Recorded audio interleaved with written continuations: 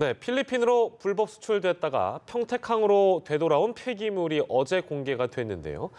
전혀 재활용할 수 없는 상태라서 이걸 소각을 해야 한다고 하는데 이 처리 비용 부담을 두고 정부와 지자체가 핑퐁 게임을 하고 있어서 논란이 되고 있습니다. 그런가 하면 배우 신동욱 씨가 최근 효도 사기 논란에 휩싸였는데요. 소송을 제기했던 신동욱 씨의 할아버지가 최근 사과를 하며 사건이 일단락됐습니다. 자세한 내용 김성수 변호사와 함께 짚어보도록 하겠습니다. 어서 오십시오. 안녕하세요.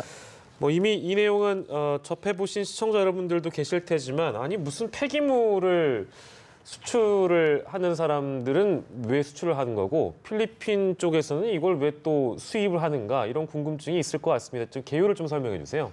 예, 지금 이게 폐기물을 수출하고 수입하는 이유는 이게 좀 재활용이 되는 이제 재화들이 있습니다. 예. 재활용되는 것 같은 경우는 돈이 되거든요.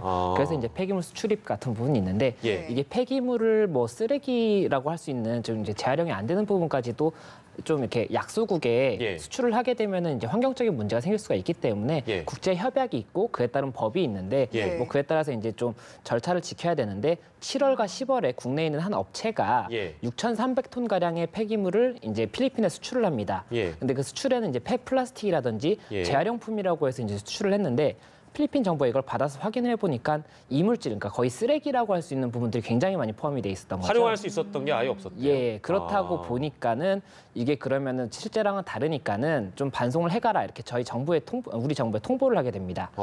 예, 그래서 우리 정부에서는 이제 이 업체에다가 예. 이제 본인들이 수출을 한 것이니까 본인들이 다시 반송을 해라 이렇게 예. 명령을 했는데요. 예. 이에 대해서 불응을 하게 되거든요.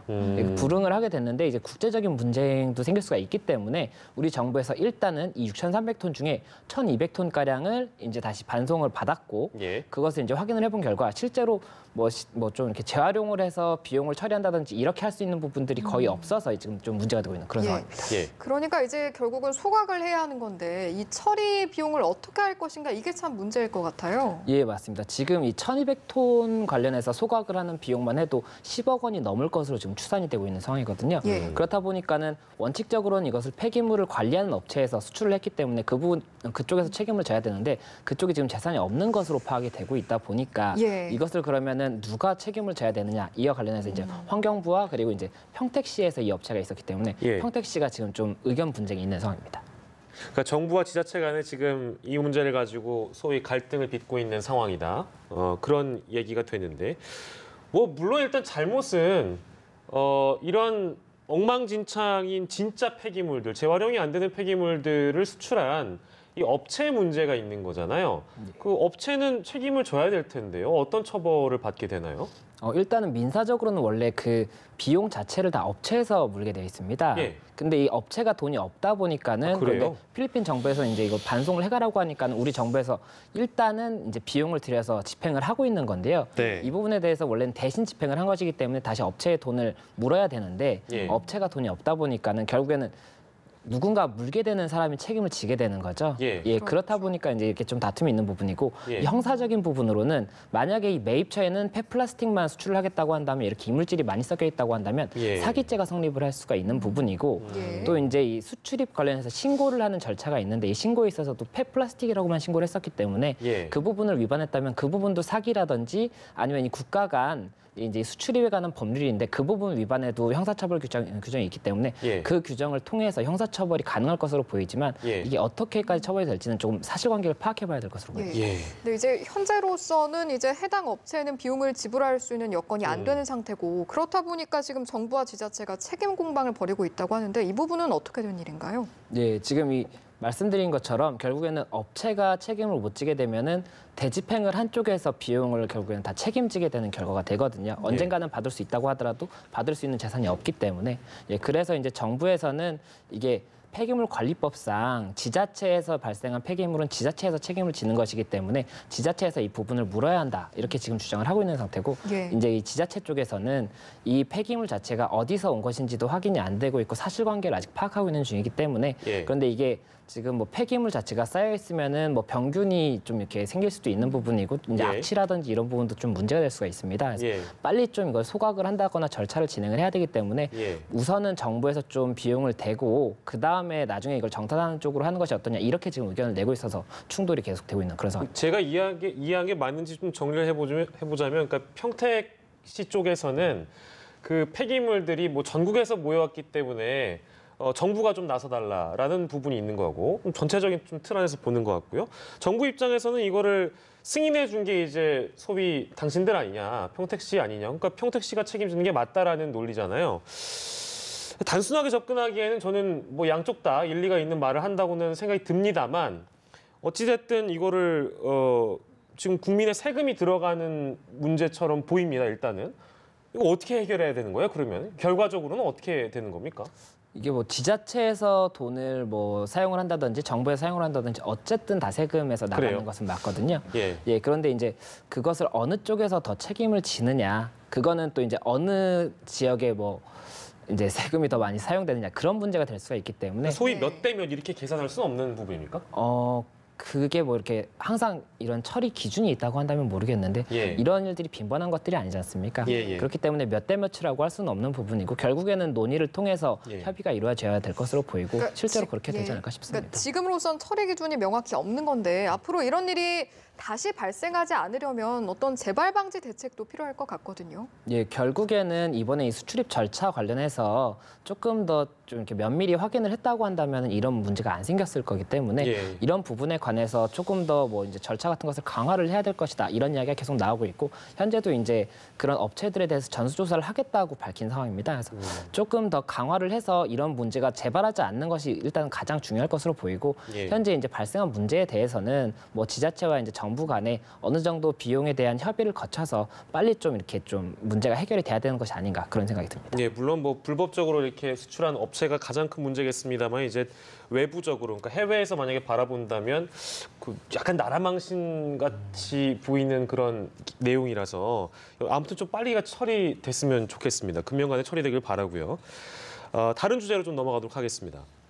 배우 신동욱 씨 얘기는 저희가 이제 일전에 한번 다뤘었는데 효도 사기 논란이 있었습니다. 근데 이 할아버지가 결국에는 이제 신동욱 씨에게 공식적으로 사과를 했다고 하네요. 그동안에 있었던 거를 좀 개요를 짚어보겠습니다. 예, 이 배우 신동욱 씨 사건이 이제 올해 초에 이렇게 좀 언론에 알려지면서 이슈가 됐었는데요. 예. 그 사건 자체는 이렇습니다. 이 신동욱 씨의 할아버지가 96세이신데 이분이 이제 신동욱 씨에 대해서 효도를 조건으로 해서 집과 2,500평 정도의 땅을 물려줬는데 예. 예. 그것에 관해서 신동욱 씨가 약속을 지키지 않고 오히려 효도를 하지 않고 집에서 나가라고까지 통보를 한 데다가 예. 또 땅도 2,500평만 준다고 했는데 15,000평을 다 등기를 가져갔기 때문에 예. 그 부분 관련해서 소유권 이전 등기를 말소해달라고 소송을 제기를 했었습니다. 네. 예. 그런데 이 부분 관련해서 이제 신동욱 씨는 그 사실이 아니다. 뭐 이 부분 관련해서 법적 대응을 하겠다라고 알린 상황이었는데 예. 어제자인 7일에 이제 신동욱 씨의 할아버지가 본인이 이제 나이가 좀 연로하고 해서 판단력과 뭐 이런 부분이 좀 흐려졌었고 또 이제 손자가 유명이다 보니까 그 유명세를 이용을 해서 가족들이 찾아오게 하려고 소송을 제기했던 것이지 예. 뭐 실제로는 사실이 좀 아닌 것 같다. 이렇게 좀 미안하게 생각한다. 이렇게 입장 발표문을 발표했다는 그런 소식입니다. 예. 이제 신동욱 씨의 할아버지께서 말씀하시길 손자의 유명세를 활용하려는 마음도 없지는 않았다. 또 이런 말까지 했는데 사실 이게 가족간이 아니었다면 뭐 허위사실 유포나 명예훼손 혐의까지 적용할 수 있는 부분이잖아요. 신동욱 씨는 이에 대해서 뭐 입장을 특별히 밝힌 건 없었나요? 일단은 신동욱 씨가 이게 어제자로 입장 발표문이 있었기 때문에 뭐 구체적으로 어떻게 처리하겠다 이렇게 입장을 발표한 사실은 없습니다. 다만 이제 말씀하신 것처럼 신동욱 씨가 이걸로 인해서 이제 명예가 훼손이 됐고 드라마 방영 예정이던 것도 하차를 자진해서 했거든요. 예. 그렇기 때문에 금전적인 손해도 있었고 이제 명예적으로 실제로 명예가 훼손되는 손해도 있었기 때문에 예. 뭐 형법상이라든지 정보통신망법에 의해서 이제 명예훼손으로 처벌도 원래는 가능한 부분이고 이제 손해를 입은 부분에 관해서는 민사적으로 돈을 또 다시 청구를 할 수가 있는 부분인데 이 부분 관련해서 어떻게 할지는 아마 신동욱 씨도 아직까지는 좀 검토를 하고 있는 것이 아닌가 이런 생각이 듭니다. 예.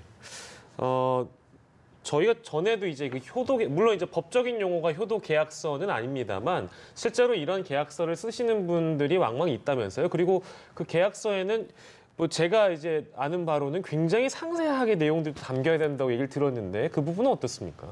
이게 제가 뭐 한 달에 한 번 정도 무료 상담을 이제 봉사 차원에서 예, 나가는 예. 경우가 있는데 예. 그때 많이 상담을 오시는 분들께서는 예. 이런 계약서를 안 쓰셔서 오시는 경우가 많습니다. 아, 그래요? 예, 그러니까 자녀에게 뭐 효도를 약속을 받고 예. 뭐 미리 좀 사전에 증여를 했는데 뭐 집이라든지 이런 거 재산을 증여를 했는데 자녀가 약속을 지키지 않는 거죠. 그래서 이런 경우에 어떻게 하면 좋은가요, 변호사님 이렇게 해서 찾아오시는데 예. 이게 조금 애매한 부분이 증여라는 것 자체는 예. 원칙적으로는 아무런 조건 없이 재산을 주는 것이기 때문에 예. 조건을 걸었다고 한다면 그 조건을 걸었다는 것을 주장하는 쪽에서 증명을 해야 되는 부분이거든요. 예.